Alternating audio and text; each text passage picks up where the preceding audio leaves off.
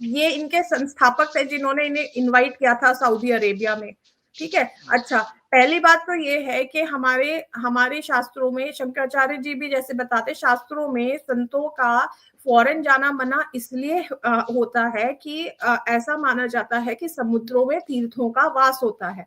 तो यदि आप समुद्र को लांघते हैं तो आप उन तीर्थों पर पैर रख कर जा रहे हैं, उनका वो कर रहे हैं, इसलिए लांघना वन ऑफ द रीजंस, शास्त्रीय कारण ये होता है। अभी एक तो ये वहां चले गए, इतने बड़े ये हैं, ठीक है। वैसे इन्हें अशास्त्री, मैं तो अब से इन्हें धीरेन्द्र अशास्त्री बोलना, क्योंकि इन्हें खुद कह चुके हैं हमें शास्त्रों का ज्ञान नहीं है, और जो इनके काम है और वचन है, बोल है, वो उसी ओर इशारा करते हैं। अब ये वहां पे गए और ये इनसे मिले, बीयू अब्दुल्ला से, ठीक है। यही बीयू अब्दुल्ला, और ये कई बार मिल चुके हैं, 2023 में, हाँ, 2020 में, लगातार मुलाकात हो रही है इनकी। पिछले साल भी ये गए हैं, और पिछले साल ही ये बीयू अब्दुल्ला जाकिर नाइक से भी मिला है। जाकिर नाइक से आप फोटो दिखा दो जरा, जाकिर नाइक के साथ। और जी बीयू अब्दुल्ला जो है वो भारत के धर्म और पार्टी में घुसपैठ कर चुका है। मैं इसका पूरा सर्च किया हूँ। रविशंकर से भी मिल चुका है जी, श्री श्री रविशंकर, कई धार्मिक गुरुओं से और भारतीय जनता पार्टी के नेताओं से लगातार इसकी, और वहां पाकिस्तान में आईएसआई के साथ इसकी भी बैठक हो रही है। ये स्थिति है इसकी। ये इसीलिए ये सारे जो ढोंगी पाखंडी जो बड़े गुरु बने घूम रहे हैं, इन सब के आईएसआई के साथ में लिंक निकल रहे हैं, क्योंकि ये BU Abdullah is the common thread between all of them, और ये पब्लिक डोमेन में है, हम कुछ सीक्रेट नहीं बता रहे यहाँ पे।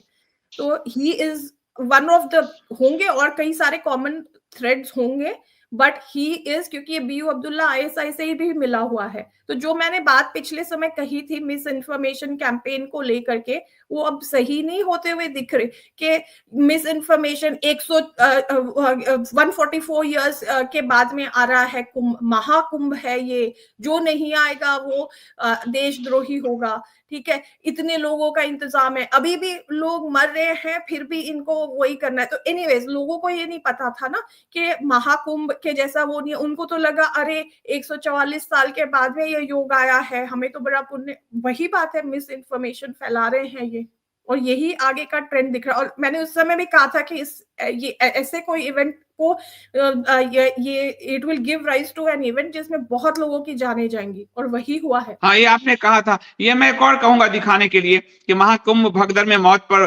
गंगा किनारे मरने वाला मोक्ष जाएगा। शास्त्र का जरा भी ज्ञान नहीं है अशास्त्रीय धीरेन्द्र अशास्त्रीय जी को, लोगों की।